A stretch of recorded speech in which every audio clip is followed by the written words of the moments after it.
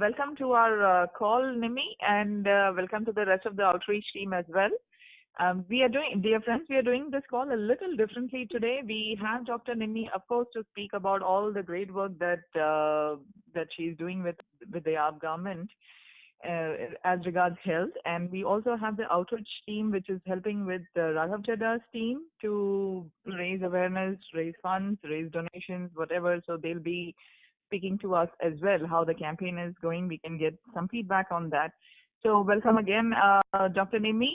Can we just get a little lowdown on what's happening in the health area right now, besides the Mohalla Clinics, if the speeds increased, getting the rest of the Mohalla Clinics built, and what are the new things that you're trying there? Yes, of course. Hi, Vijaya, and hi, everyone who's listening to us. Thanks for having us. It's absolutely wonderful to connect with so many people and to be able to, tell this side of story. So, I'm joined by this team.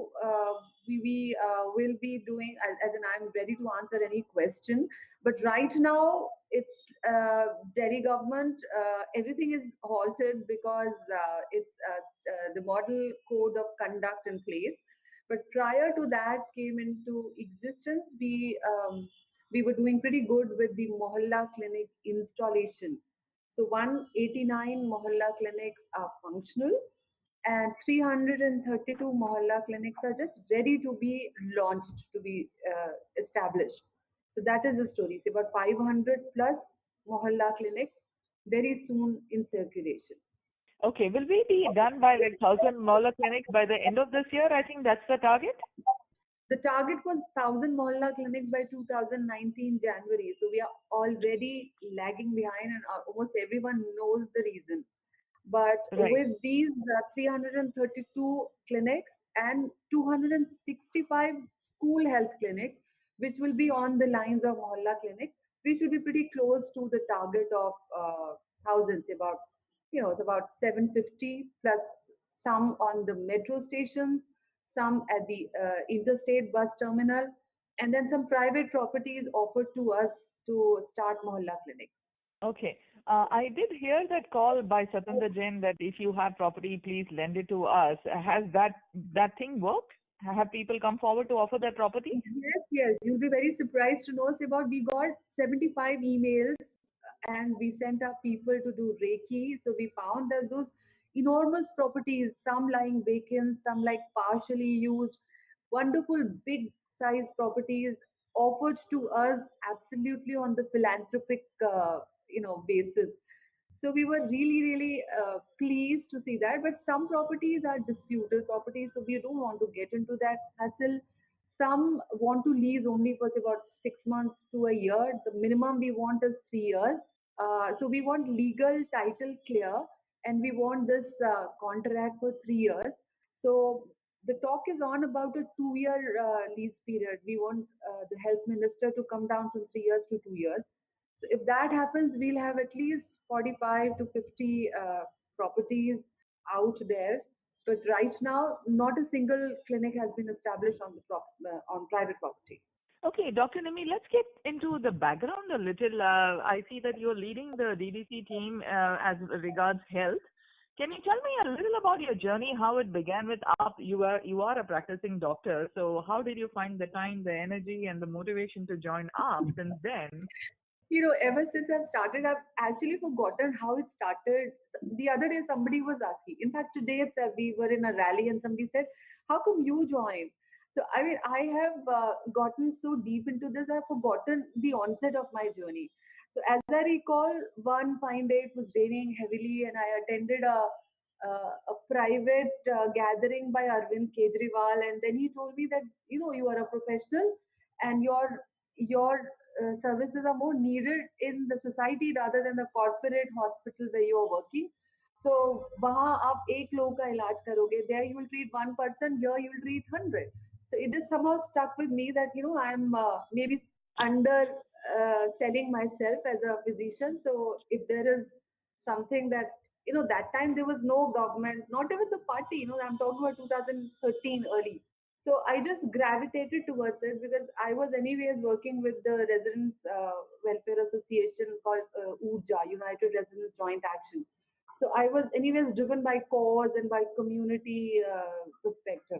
So I just joined, and since that day till now, I really don't know where all we've sailed through. But right now, I'm very happy in that zone where some difference is made on the public health uh, front, and we are making small progress, but it's substantial progress. Yeah. Okay, and are you working full time with AAP now, the AAP government now?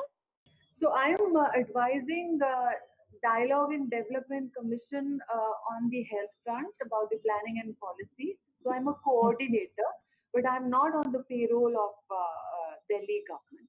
Okay. Okay. So let's take a few more questions from our NRI volunteers. I'm sure they're all waiting to jump in. Vikas, you want to start? Oh, thank you, Vijay. Dr. Nimmi, hi. So the first question is, what is the next planned date for all these clinics to be up and running? So next planned date is about before we finish our term in February 2020. We complete 5 years and we go for elections again. So that is the deadline. But my sense is that we should be falling short of our target by say about nearly 10%. If left to us, we would have done it say about by the end of 2018 only. But we have made good progress after this LG stalemate got through. So with these 332 sites that Delhi Jal Board has provided us with, and some school clinics, 265 school properties have offered us place to establish Mohalla Clinic. Plus, Delhi Metro Rail Corporation has been very, very cooperative in allowing us to set clinics there. We should be Right. around 750 to 800 by February 2020.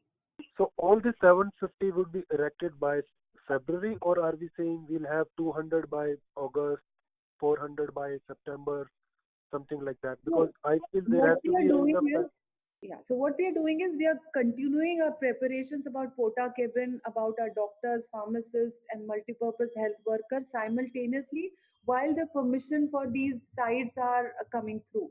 So you'll be very surprised that there are some properties that we were completely clear of the title, still MCD demolished them. Two of the Mohalla clinics were demolished. Those were absolutely clear and free of any stalemate, but they were again demolished. So we take four steps, they push us back by one step. So that is the hurdle.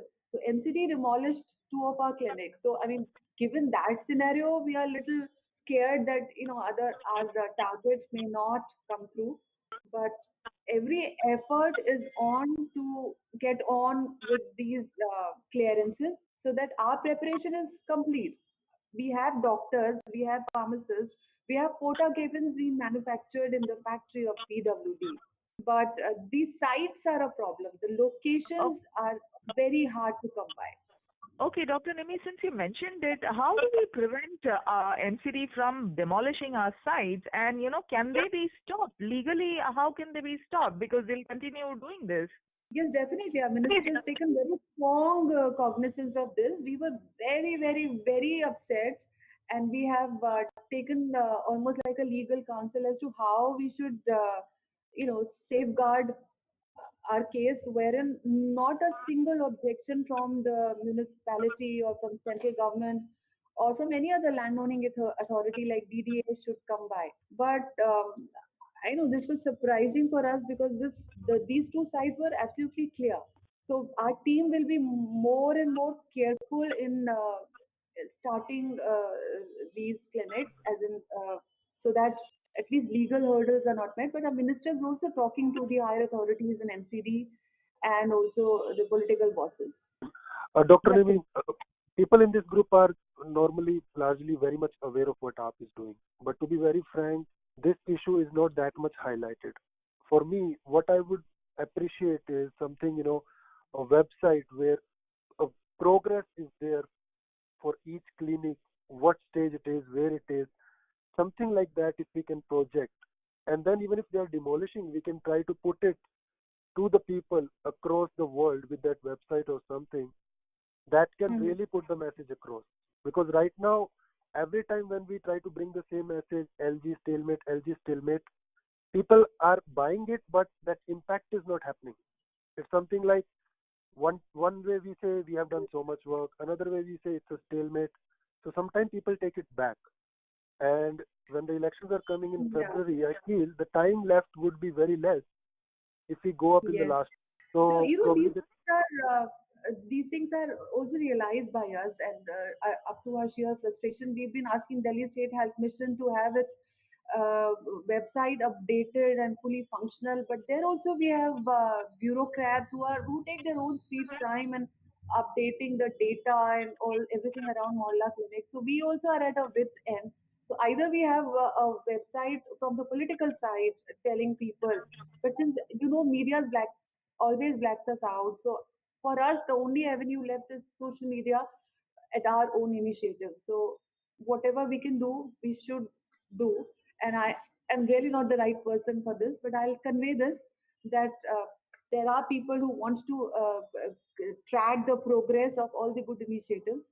And why not? I mean, that's how it should be. Just one question. This is a continuation. This is Ashok. This is a continuation of last question. Is destroying a clinic construction is a very when a clinic, especially related to health, is a very insensitive thing. I've seen the pictures of clinic being destroyed, but they don't show that insensitivity. Is there any way we can get like more social pictures, more people talking about how the clinic was destroyed, how this insensitive act was done?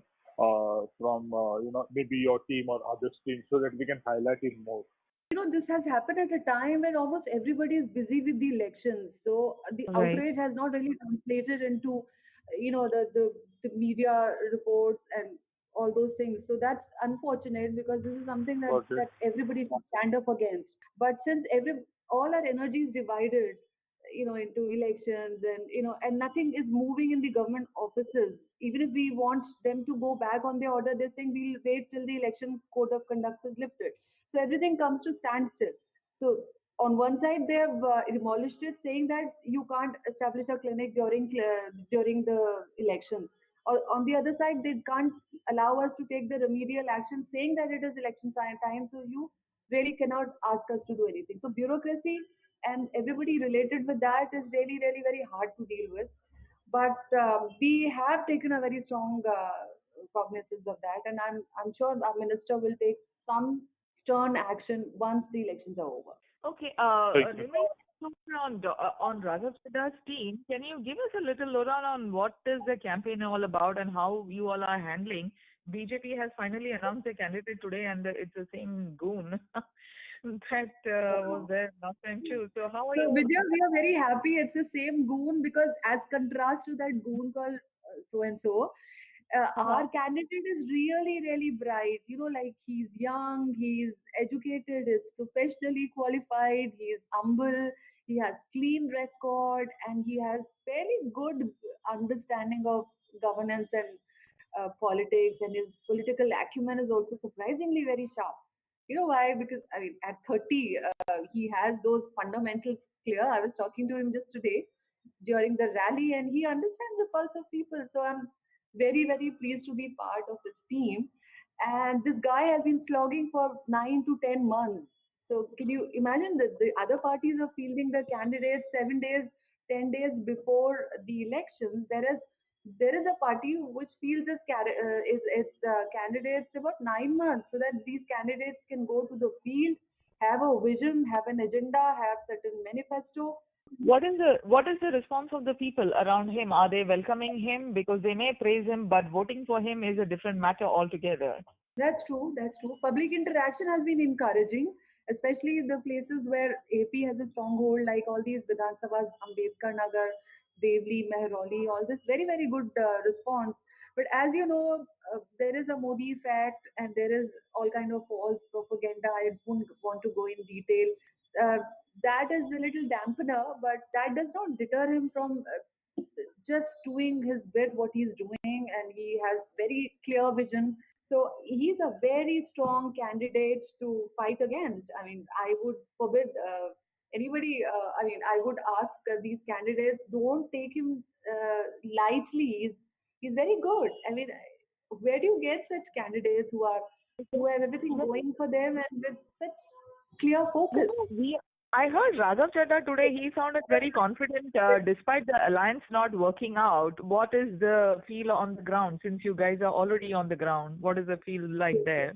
So today we had a rally that was a kind of, for us to assess our support, and the rally was very well attended.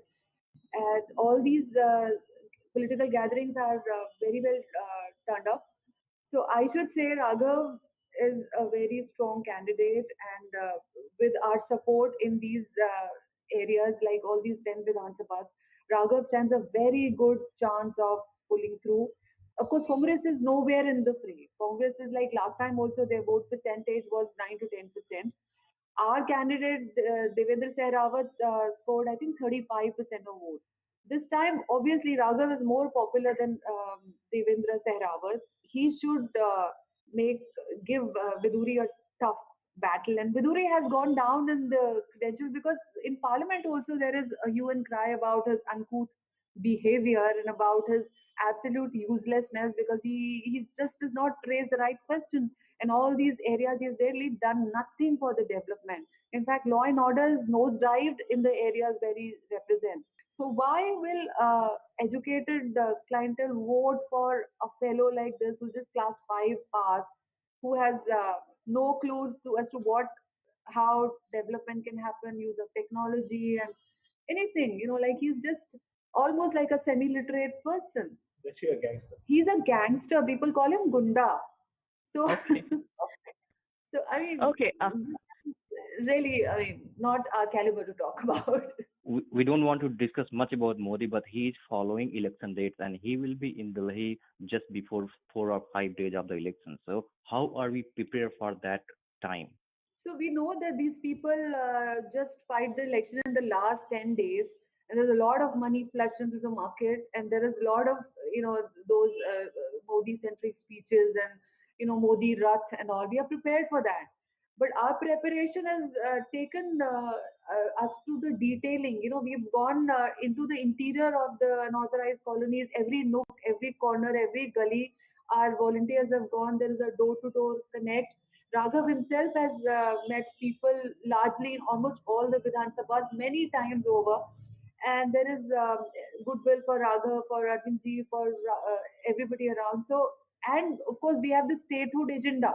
Statehood is something that gets people's hearing. Why? Because everything changes once Delhi becomes a state.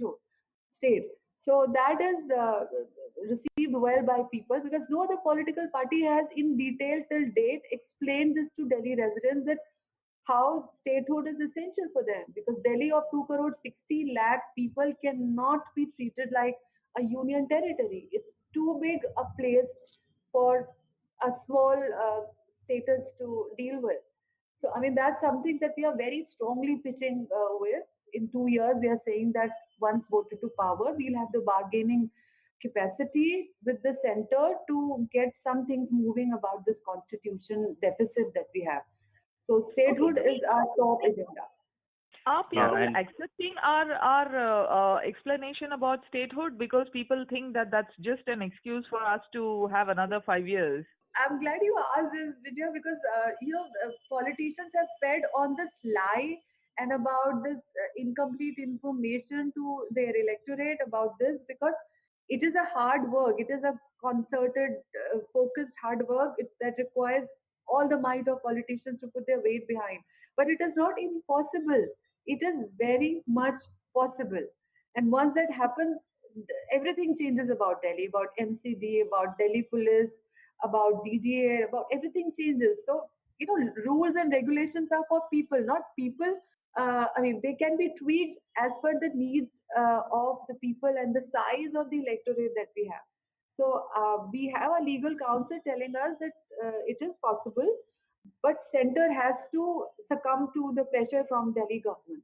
So we are trying to gather some power to have our say there, so that Delhi gets converted into a state.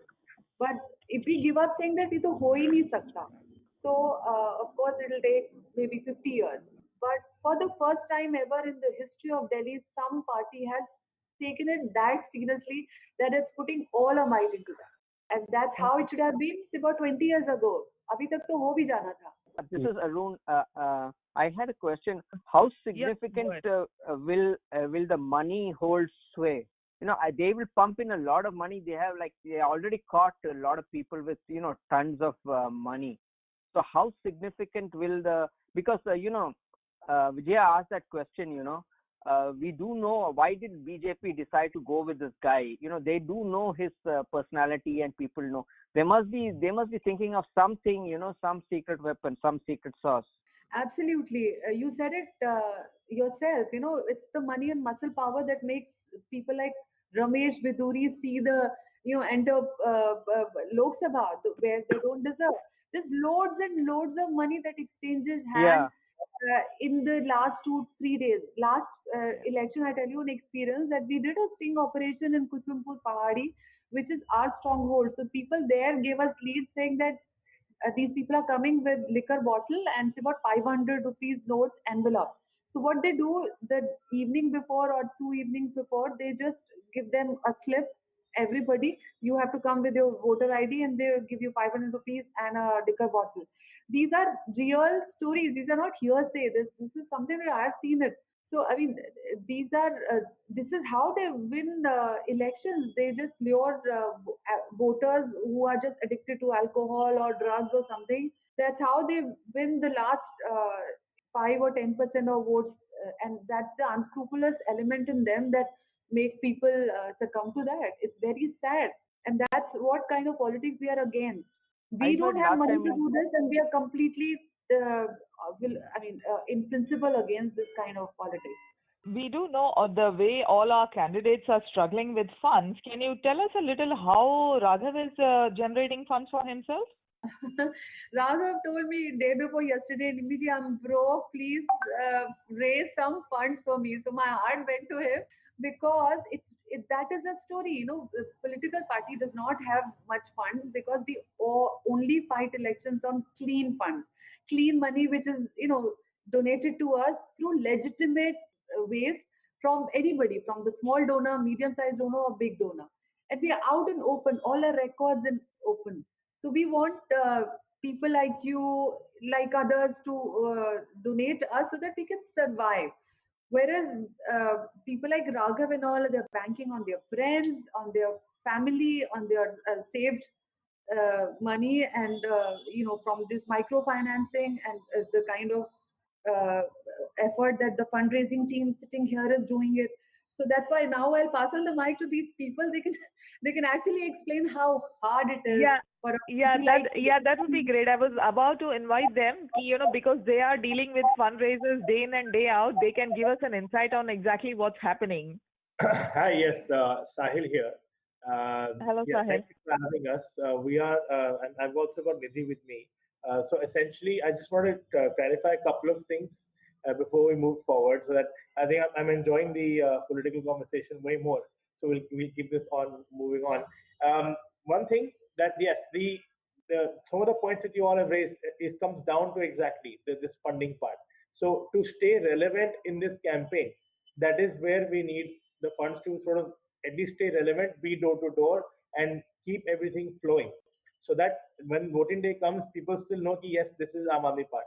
Now, the issue with that is, yes, we've had people who have donated whatever they can, but the middle class or the educated South Delhi people, including a lot of people I know, they have no idea about Aam Aadmi Party's work, right? And that is something that they would like to see, but there's nothing out there. All they're seeing is these Bidori posters or whatever, and there's no work as such. They just look at the Modi factor and they think, chalo, theek hai. They look at national. But there is no visibility of Aam Aadmi Party's work, and because of all the factors we discussed.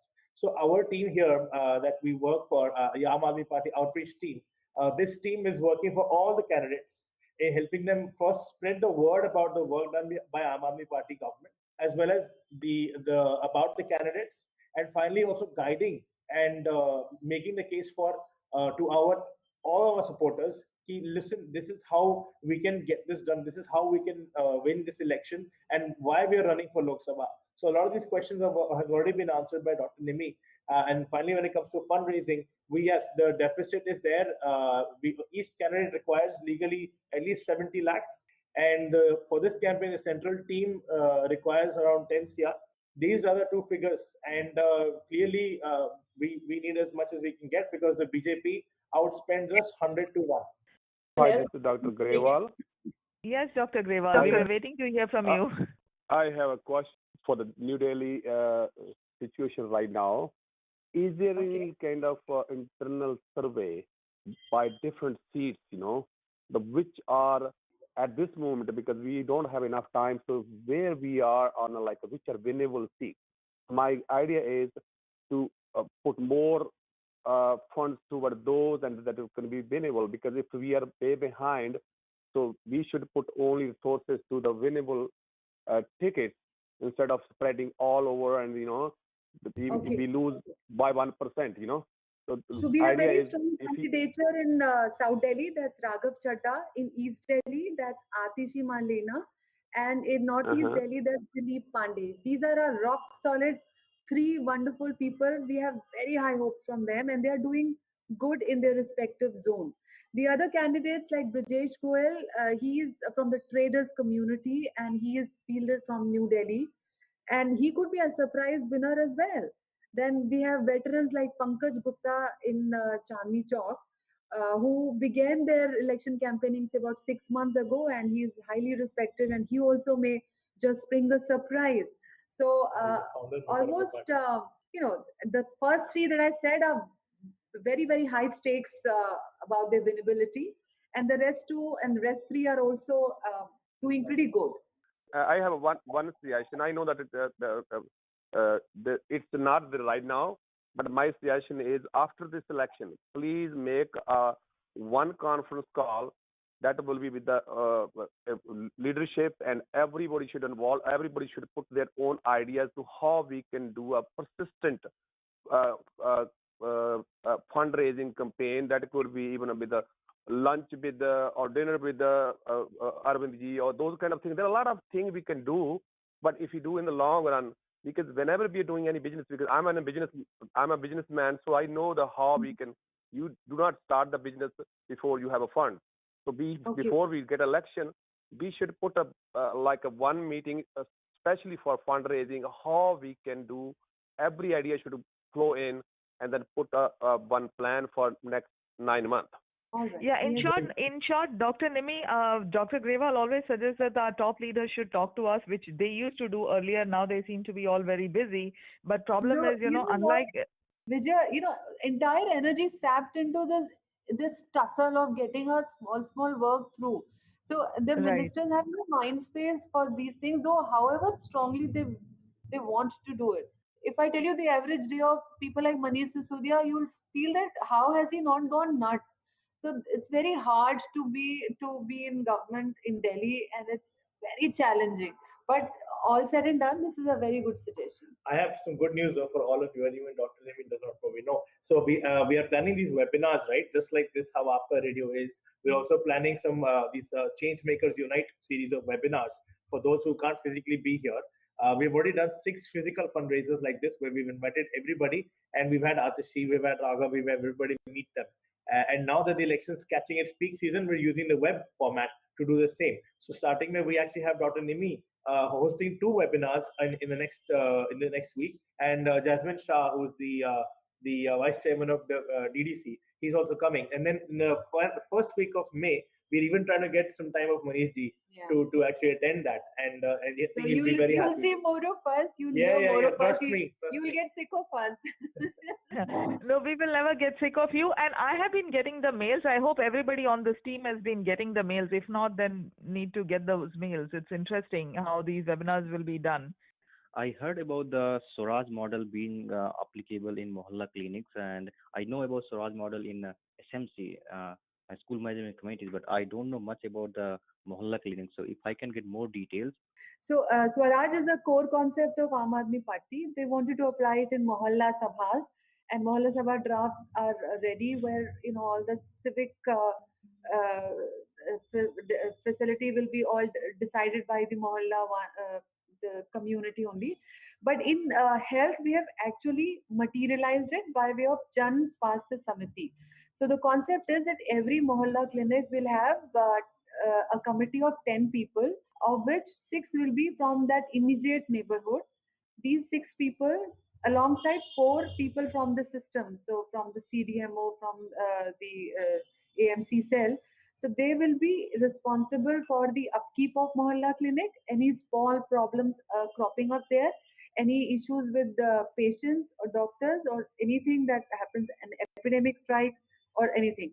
So this is a Swaraj model where the community itself will take care of maintenance of Mohalla clinic and will be responsible for the health of that community. So we have been able to materialize this. And And what that, are other that powers that this committee has? so it's a statutory, but it's a government body which will have a budget of about 3 lakh rupees per annum, which is like 25,000 rupees per month. And its power will be to question the doctor in case the doctor is found to be derelicting their duty. It will also have power to call the maintenance department to improve the facility there at the Mohalla clinic.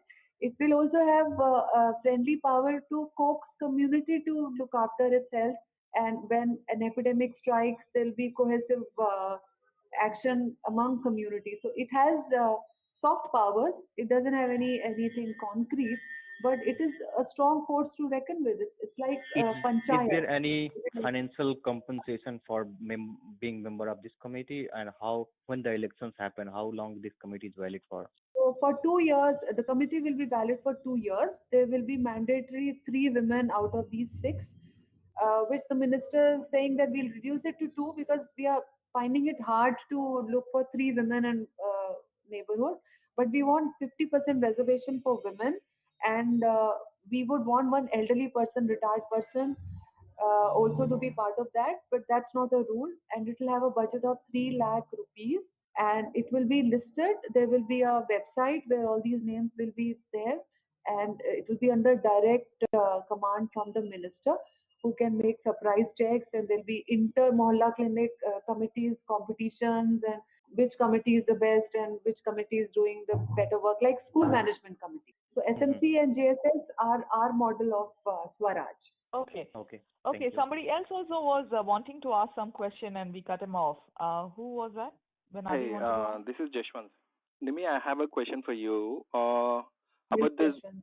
Jashwant. Looks like the BDS dentists are to practice the medical as a medical doctors. What is it about?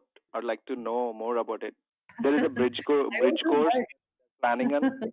Yeah, so this is by the central government. They have come out with this NMC, National Medical Corps, in place of MCI, because MCI became a corrupt body with horrendous stories cropping up. So they have removed MCI, and they have come up with this NMC, and they are thinking of having a bridge course to fill the gap between the doctors and the shortage that is there.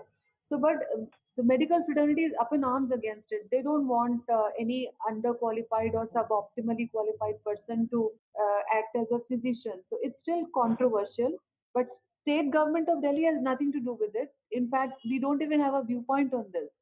I have asked many times from a minister. We have our own problems to deal with, but this is a central government's prerogative to have such a body, apex body like MCI or NMC.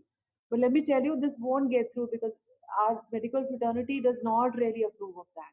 I want to share a bit of trivia here. I was in Australia last month about this WHO thing that I'm part of. It's vector-borne disease. So there, they realized that in India there is a state called Delhi where this Mohalla clinic model is active, and one doctor is seeing about more than 200 patients. So WHO is concerned about acute lack of doctors in India. So we are short of 10 lakh doctors. India needs 20 lakh doctors, and it only has 10.5 lakh doctors. So they're saying that if one doctor can see 200 patients or can be made to see 200 patients, so other countries should also follow, because it seems in UK there is a tab that one doctor can't see more than 1100 patients in a year. So can you imagine the kind of interest it has generated in the apex medical health bodies like WHO and ICMRs and all that.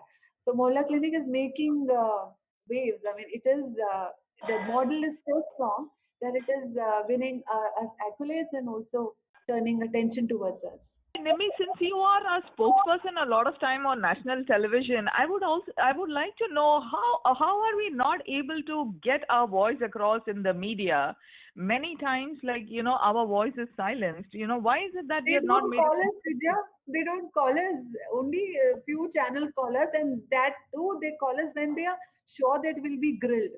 So then, once we get the command from the central team saying that, "Are you ready to be grilled?" Then only you say yes to the anchor that we are sending you. So we go there with all kinds of immunity ingrained, saying that today though we are going to get grilled, but that doesn't deter us from facing the most difficult questions, and we face it bravely.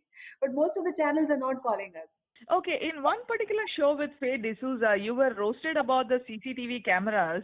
That time we did not have an answer. We did not know when it will go through. But after it went through, can you send an article to them like, okay, now it has gone through, please project us positively. Can we do that? Then they lose interest in us. Once our project gets through, they lose interest. They're like, we approach them about electric vehicle policy. It's such a sound policy draft. Oh, they showed little interest in calling us because they know it's not controversial. Yes. Right, So but we need to do our part by sending the media our information. Whether they use it or not, that's a different thing. But we need to do our part.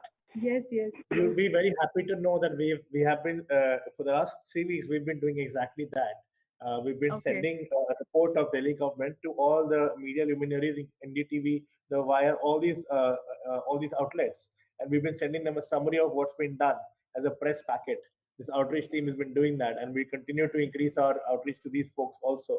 Professors, academics, industry people, startup entrepreneurs. We're working on all these groups, man. Okay, our call has already stretched by 15 minutes. Nimmi, if there's any last minute pitch that you want to make, please go ahead. I want to say that we are regular people from a regular party that's just wholeheartedly trying to make some changes, and it's a rare phenomenon that such a sincere political party has gathered some root, and we are there to support it. But we need more and more people to know about our work, root for us, and stay convinced, and just boost our morale, and rest we'll follow. So your words and your encouragement really mean a lot to us, and it gives us a new leash of life. Thank you so much.